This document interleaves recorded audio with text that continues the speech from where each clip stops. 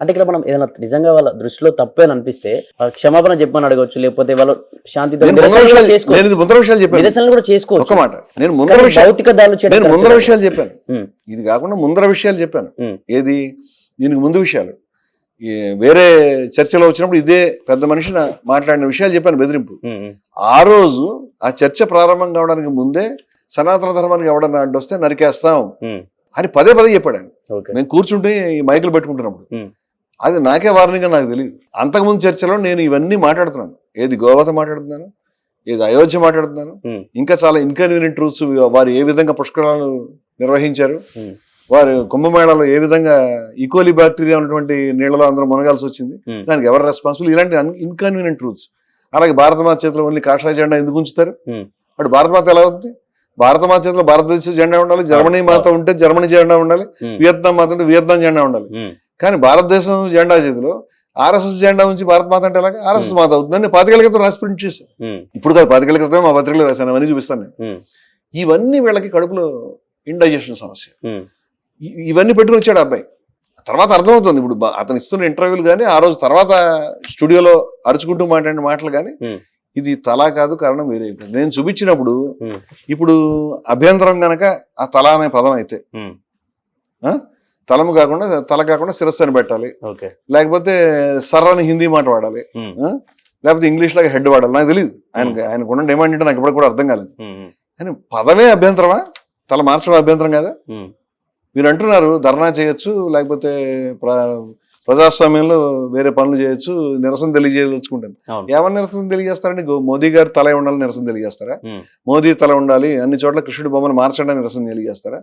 రాముడు కంటే మోదీ గొప్పవాడని తెలియజేస్తారా? మోదీయే ధర్మ పరిరక్షకుడు, అందరూ కూడా వారిలోనే ఉన్నారని చెప్తున్నారని మనం వింటున్నాం కదా. అంటే హిందూ మతంలో మొత్తం అన్ని విగ్రహాలు తీసి మోదీ గారి విగ్రహాలు పెట్టమని చెప్తారా? కొంతమంది వచ్చి ఏమండి మీరు సోనియా గాంధీ అంటే ప్రొటెక్ట్ చేయలేదని. చేద్దామండి, సోనియా గాంధీ చేసినా, మోదీ చేసినా, రాహుల్ గాంధీ చేసినా, మరెవరైనా నాయకుడు చేసినా శుద్ధ తప్పు ఈ పని. వీళ్ళు కాదండి. మొట్టమొదటి రామాయణ మేళాలు లోహియా గారు నిర్వహించారు ఉత్తరప్రదేశ్ లో, తెలుసా మీకు? రామాయణ మేళ, మీరు రామాయణ మేళ రచనలు చదివితే తెలుస్తుంది. రామాయణ మేళలో ఏ విద్వేషం లేదే, రాముని వాడుకోవాలనుకోలేదు. చక్కగా రామాయణ మేళలో హాయిగా అందరూ మంచిగా, ఇది జానపద కళాకారులు విభిన్న కళారూపాలతో, మొన్న చనిపోయారు తేజన్ భాయ్ ఒక ఉంటారు, ఛత్తీస్గఢ్ అనుకుంటాను, ఆవిడ ఎంతో అద్భుతమైనటువంటి కళాకారిణి. ఇలాగ అనేక కళారూపాలతో రామాయణం అనేక వెర్షన్స్, అనేక రకాలైనటువంటి కళారూపాలు, అనేక సామాజిక వర్గాల్లో అనేకమైన పద్ధతుల్లో మనకి ఇప్పుడు కూడా ఇక్కడ మన ప్రాంతాలు కూడా ఉన్నాయి కదా. ఇవన్నీ ప్రదర్శించే చక్కగా రామాయణం వాళ్ళు ప్రదర్శించారు. దాన్ని ఎన్నికలకి రాజకీయానికి వాడలేదు వాళ్ళ పార్టీ వాళ్ళు. వీళ్ళకి ఈ విధానం కాదు, వీళ్ళు దాడులు చేయడానికి, అవతలాన్ని తిట్టడానికి వాడుకుంటారు. విగ్రహాల స్వరూప స్వభావాలు మార్చారు. ఆంజనేయ స్వామి అనేటువంటిది మీకు నాకు చూపించండి, అంతకుముందు ఉందా లేదా ఈ బొమ్మ? మీరు కార్ల వెనకాల వాటి వెనకాల స్టిక్కర్లలో కనిపించేటువంటి హనుమంతుడు చాలా ఉగ్రంగా ఉంటాడు. ఆయన కోపంతో మనం కొట్టి చంపేస్తాడే మనంత ఉగ్రంగా ఉంటాడు. ఏ గుళ్ళో కూడా అలా లేదండి. ఏ గుళ్ళోనే హనుమంతుడిని చూస్తే మనకి చాలా ధైర్యం కలుగు. హనుమాన్ చాలీసా చదువుకుంటే దెయ్యాలు భూతాలు పోతాయని భయం కలుగు. ఇప్పుడు ఆ హనుమంతుడే అంత ఉగ్రంగా ఉండాల్సిన అవసరం వచ్చింది.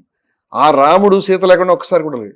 మీరు ఎక్కడైనా చూడండి, మీరు ఒంటిమిట్టకు వెళ్ళండి, భద్రాచలానికి వెళ్ళండి, మీ ఊర్లో రామాలయానికి వెళ్ళండి, రాముడు, సీత, లక్ష్మణుడు, హనుమంతుడు ఉన్నటువంటి విగ్రహాలు ఉన్నాయా? ఓన్లీ ఒక రాముడే ఉందా? ఓన్లీ 6 ప్యాక్ రాముడిని మీరు తయారు చేసి ఎవరి మీద యుద్ధానికి వెళుతున్నటువంటి స్టైల్లో ప్రచారానికి వాడుకున్న విషయం వాస్తవా కదా? ఇప్పుడు అయోధ్యలో ఆలయానికి సంబంధించి మీరు డైరెక్ట్ గా ఫ్లెక్సీల్లో మోదీ గారిని ఉపయోగించుకున్నటువంటి విషయం వాస్తవా కదా? అయోధ్యలో అటువంటి ఫ్లెక్సీలు పెట్టాల్సిన అవసరం ఏంటి? అయోధ్యలో ఎన్నికలకు ముందు ఆ గుడిని ఓపెన్ చేయాల్సిన అవసరం ఏంటి? ఈ రాముడికి మోదీ దారి చూపిస్తున్నట్టు ప్రచారం చేయాల్సిన అవసరం ఏంటి? ఎలాగైనా మతాన్ని వాడేసుకోవచ్చు కదా, అడగకూడదు. మాలాంటి వాళ్ళు ఎవరు కూడా, నేను ఒక్కడిని అడిగాను. గుడిని ఓపెన్ చేస్తుంటే శంకరాచార్యులు నలుగురు అడగలేదు. వాళ్ళు ఏమి శంకరాచార్యులు అసలు ఏమి కాదా అసలు హిందూ మతంలో?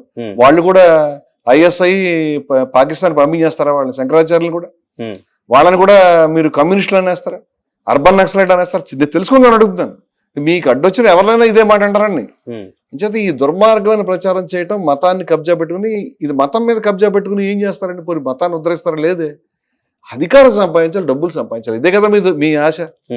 సామాజిక వర్గంగా అందరికీ ఎదగనివ్వకూడదు, కొన్ని వర్గాలు అధికారంలో ఉండాలి, ఎప్పటికీ శాశ్వతంగా ఉండాలి, అదే కదా మీ కోరిక. 100 సంవత్సరాలు మీ చరిత్రలో సరసంఘచాలకుగా ఎవరెవరు ఉన్నారండి? ఎవరెవరున్నారు సరసంఘచాలకుగా? 100 సంవత్సరాల చరిత్రలో కేవలం 6 సంవత్సరాలు ఎంతో ఒక క్షత్రియుడు ఉన్నాడు, రజ్జుబయ్య గారు. మిగతా అన్నిసార్లు బ్రాహ్మణులే ఉన్నారు. ఈ రోజుకి వాళ్ళ కార్యకారిణి సభల్లో వాటిల్లో కూడా నాకు తెలిసి శూద్రులు ఇంకా రాలే. ఏది బీసీలు ఎస్సీల డౌటే. ఈ వివరాలన్నీ కూడా బయట పెట్టినటువంటి దాంట్లో పనిచేసినటువంటి దళిత కార్యకర్తలు ఉన్నారు. అంటే సామాజిక వర్గాల యొక్క మార్పు, సామాజిక వర్గాలకు అధికారం రావటం, అందరికీ సమానత్వం సిద్ధించడం, ఇది జరగకుండా ఈ దేశం కానీ ఈ మతం కానీ డెవలప్ అవుతాయి. మేము ఈ మతంలో ప్రజాస్వామ్యం ఉండాలని కోరుకుంటున్నటువంటి వ్యక్తులు. మతంలో సమానత్వ సూక్తం ఉంది. గీతలో అద్భుతమైనటువంటి నిర్దోషం హి సమం బ్రహ్మ, బ్రహ్మంలో సమానత్వం ఉంది అనేటువంటి మాట ఉంది. సమానత్వమే మోక్షం ఉంది. నేను మొత్తం శ్లోకం టైం పోతుందని చెప్పడం లేదు మీకు. బ్రాహ్మణుడు చండాలుడు ఒకటే ఉంది. ఇంత గొప్ప సమానత్వం ఉన్నటువంటి సూత్రాల్లో ఈ దరిద్రపు వ్యవస్థలన్నీ పట్టుకొచ్చి పెట్టారు. ఈ దరిద్ర వ్యవస్థల మీద పోరాడకుండా మతాన్ని కాపాడుకోలేము. నువ్వు ఎప్పుడు పోరాడేవాడికి వ్యతిరేకంగా ఉంటావు. మేమేం చెప్తామంటే మతంలో ఈ మహిళలను అణిచిపెట్టేవి, దళితుల్ని బీసీలను అణిచిపెట్టేవి, కుల వ్యవస్థను కాపాడేవి ఈ సూత్రాలు స్మృతుల్లో ఉన్నా, ఉపనిషత్తులో ఉన్నా, వేదాల్లో ఉన్నా, పురాణాల్లో ఉన్నా మేము అంగీకరించాం అని చెప్పాను. అదే హిందూ మతం అంటే ఖచ్చితంగా నేను అభ్యంతరపడతాను. నేను ఉపనిషత్తుల్లో ఉన్నటువంటి సర్వ సమానత్వము, ఆత్మతత్వమే హిందూ మతం అనుకుంటున్నాను. ఎవరు ఏ పద్ధతిలోనే ఉండేటువంటి బహుళత్వం, ఏకంసత్ విప్రా బహుధావదంతో ఆ రోజు ఋగ్వేదం చెప్పింది, అది హిందూ మతం అనుకుంటున్నాను.